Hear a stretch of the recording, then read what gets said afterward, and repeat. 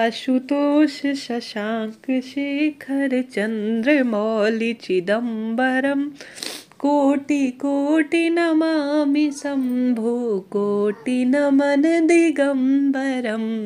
श्री शिवाय नमस्तुभ्यम। हर हर महादेव। आज शिव सोमवार है और अंग्रेजी कैलेंडर के अनुसार आज से नव वर्ष की शुरुआत हो रही है। आप सभी के जीवन में महादेव माँ पार्वती खुशियों के खूब सारे रंग भरे और सदा सर्वदा परिवार की रक्षा करे, यही प्रार्थना करते हैं। आप सभी को शिव परिवार की खूब शुभकामनाएं, खूब सारी महादेव का शिव परिवार की रक्षा करे, यही प्रार्थना करते हैं। इस वीडियो में हम सभी सोमवार और शिव जी की सुंदर व्रत कथाओं का श्रवण करेंगे। आरंभ करते हैं। कथा के अनुसार एक बहुत धनवान साहूकार था जिसके घर धन आदि की कोई कमी नहीं थी, परंतु उसको एक दुख था कि कोई उसका पुत्र नहीं है। वह इसी चिंता में दिन रात दुखी रहा करता था। वह पुत्र की कामना के लिए प्रति सोमवार को शिव जी का व्रत और पूजन किया करता था और शाम के समय में शिव मंदिर में जाकर शिव जी के सामने दीपक जलाया करता था। इसके इस भक्ति भाव को देखकर एक समय श्री पार्वती जी ने शिवजी महाराज से कहा, हे महाराज, यह साहूकार आपका अनन्य भक्त है और सदैव ही आपका व्रत और पूजन बड़ी श्रद्धा से करता है। इसकी मनोकामना पूर्ण करिए ना। शिवजी ने कहा, हे पार्वती, यह संसार कर्म क्षेत्र है। जैसा किसान खेत में बीज बोता है वैसा ही फल काटता है, उसी तरह संसार में प्राणी जैसा कर्म करते हैं वैसा फल भोगते हैं। पार्वती जी के अनंत स्वरूप में आग्रह करने पर, अत्यधिक आग्रह करने पर, महाराज, जब वह आपका अनन्य भक्त है तो आपको अगर वह किसी भी प्रकार से दुखी है तो उसका दुख काटना चाहिए, क्योंकि आप सदैव अपने भक्तों पर दयालु होते हैं और उनके दुखों का नाश करते हैं। यदि आप ऐसा नहीं करेंगे तो मनुष्य आपकी सेवा और व्रत क्यों करेंगे, कृपया बताएं। पार्वती जी का ऐसा आग्रह देख शिवजी महाराज कहने लगे, हे पार्वती, इसके कोई पुत्र नहीं है, इसी चिंता में यह अति दुखी रहता है। इसके भाग्य में पुत्र न होने पर भी मैं इसको पुत्र प्राप्ति का वरदान तो देता हूँ, परंतु इसका पुत्र केवल 12 वर्ष ही जीवित रहेगा। इसके पश्चात वह मृत्यु को प्राप्त हो जाएगा। इससे अधिक मैं कुछ नहीं कर सकता। इसके लिए यह सब बातें चुपके से साहूकार सुन रहा था। इससे उसको न तो प्रसन्नता हुई और न ही दुख हुआ। वह पहले के समान ही समान स्वरूप में जो है शिव जी की आराधना पूजा पाठन करता था। कुछ समय बीत जाने पर साहूकार की स्त्री गर्भवती हुई और 10वें महीने उसके गर्भ से अति सुंदर पुत्र प्राप्त हुआ। साहूकार के घर में खुशियां खूब मनाई गई, परंतु साहूकार ने उसकी केवल 12 वर्ष वाली आयु जो है समझकर सुनकर कोई प्रसन्नता नहीं की। बस शिव भक्ति में ही अपना ध्यान वह नियमित रूप से लगाया था और किसी को यह भेद भी नहीं बताया। जब वह बालक 11 वर्ष का हो गया तो उस बालक की माता ने उसके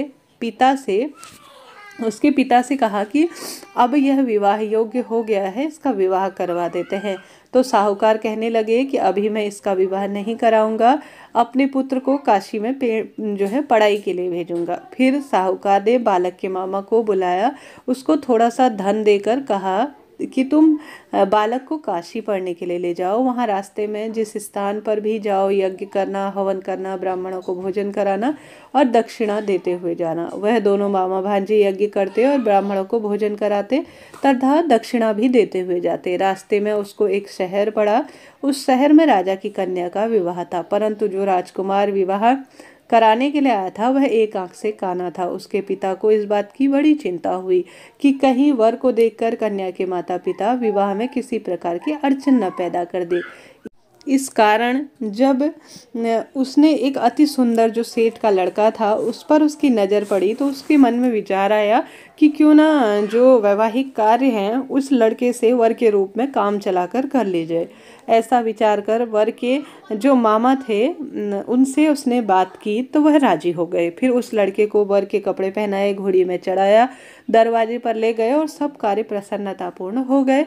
फिर वर के पिता ने सोचा कि यदि विवाह कार्य भी इस लड़के से करा लिया जाए तो क्या बुराई है, सब काम निपट जाएंगे। ऐसा विचार कर लड़के और उसके मामा ने कहा कि यदि आप फेरों के और कन्यादान का भी काम करा दे तो आपकी बड़ी कृपा होगी। इसके बदले आप जो चाहेंगे वही मैं आपको दूंगा।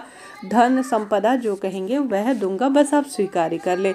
विवाह कार्य भी अच्छी तरह से संपन्न हो गया, परंतु जिस समय लड़का जाने लगा तो उसने राजकुमारी की तरफ देखकर उसे बहुत जो है पसंद आ गई, और जो राजकुमारी की चुन्नी थी उसके पल्ले पर लिख दिया कि तेरा विवाह मेरे साथ हुआ है, परंतु यह लोग जो है तुझे एक काने लड़के के साथ भेज देंगे, मैं काशी पढ़ने जा रहा हूँ।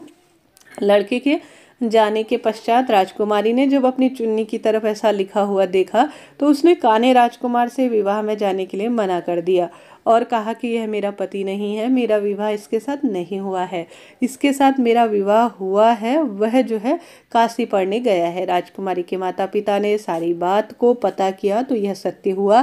तब उन्होंने अपनी कन्या को विदा करने से मना कर दिया और बारात वापस खाली हाथ चली गई। उधर सेठ का लड़का और उसके मामा काशी पढ़ने गए। वहां जाकर उन्होंने यज्ञ किया, लड़के को पढ़ाना शुरू किया, खूब दान पुण्य किए। लड़के की आयु 12 वर्ष की हो गई तो एक दिन जो है उसकी तबीयत खराब हो गई और वह अंदर जाकर सो गया। कुछ देर बाद ही उसके प्राण निकल गए तो मामा रो रो कर बुले हाल कर दिया और रोना पीटना शुरू करा। इसके बाद जो है वहाँ से माता पार्वती और महादेव गुजर ही रहे थे। उन्होंने देखा कि कोई बड़े जोर जोर से रो रहा है तो पार्वती जी कहने लगी, महाराज मुझसे यह देखा नहीं जा रहा कि यह दुखिया कौन रो रहा है, कृपया इसके कष्ट काटे। तब शिव पार्वती जी ने देखा और कहा, यह लड़का तो मृत पड़ा है। पार्वती जी कहने लगी, महाराज ये तो वही लड़का है जिसको आपने वरदान दिया था। शिव जी कहने लगे, हे पार्वती इसकी आयु इतनी ही थी, अब यह भोग चुका है। तब पार्वती जी कहते हैं, हे महाराज इस बालक को और आयु दो, नहीं तो इसके माता पिता तड़प तड़प कर मर जाएंगे। पार्वती जी के बार बार आग्रह करने पर शिव जी उसको वरदान दिए और शिव जी महाराज की कृपा से लड़का जीवित हो उठा। शिव पार्वती कैलाश चले गए। शिक्षा पूर्ण होने पर वह लड़का और मामा उसी प्रकार यज्ञ और ब्राह्मणों को भोजन कराते, दक्षिणा देते घर की ओर चल पड़े। रास्ते में उसी शहर में आए जहाँ उनका विवाह हुआ था। वहाँ वह जो है यज्ञ आरंभ इत्यादि का कार्य कर ही रहे थे तो लड़के के ससुर ने पहचान लिया, अपने महल में ले गए। खातिरदारी के साथ ही बहुत सारी दास दासियों सहित लड़की और जमाई को विदा किया। जब वह अपने शहर के निकट आए तो मामा ने कहा कि मैं पहले घर जाकर खबर दे आता हूँ। तब उस लड़के के मामा घर पहुँचे तो लड़के के माता पिता घर की छत पर बैठे हुए महादेव का विशेष पूजन अर्चन कर रहे थे और उन्होंने प्रण ले रखा था कि हमारा पुत्र अगर सकुशल लौटा तो हम महादेव की निरंतर भक्ति में जो है लगे रहेंगे, नहीं तो छत से गिरकर ही अपने प्राण त्याग देंगे। इतने में उस लड़के के मामा ने आकर यह समाचार दिया कि उसका पुत्र आ गया है, परंतु उनको विश्वास नहीं हुआ। परंतु मामा ने शपथ पूर्वक अर्थात कसम खाकर कहा तो वह प्रसन्न हो गए और खुश हो जाने को कहा कि आपका पुत्र और उसकी पत्नी अर्थात आपकी पुत्र वधू बहुत सारा धन लेकर आ रहे हैं। तो सेठ ने आनंद के साथ उनका स्वागत किया। बड़ी प्रसन्नता से वह रहने लगे। घर में धन धान्य खुशियों से जगमग हो उठा और जो है सेठ ने घोषणा की कि सोमवार का व्रत और शिवजी की महिमा से ही आज मुझे पुत्र रत्न की प्राप्ति हुई थी और पुत्र जो है अधोगति में जाने वाला था, परंतु शिव जी की कृपा व्रत पूजा पाठ से आज वह 12 वर्ष को भी पूर्ण कर चुका है। यह शिव जी की कृपा है। जो सोमवार का व्रत धारण करता है, व्रत की कथा सुनता और पढ़ता है, उसके मनोरथ सिद्ध होते हैं और अंत में इस लोक में शिव जो है पूर्ण रूप से लोक में सुख भोग कर अंत में सदा शिव लोक में प्राप्त करता है। इस तरह से यह सुंदर कथा थी। आप सभी ने भी इसका श्रवण किया, आपका लाख लाख धन्यवाद। काल उसका क्या करे जो भक्त हो महाकाल का, शास्त्रों में कहा गया है। तो आप सभी भी निरंतर प्रभु भक्ति में अपना समय व्यतीत करें।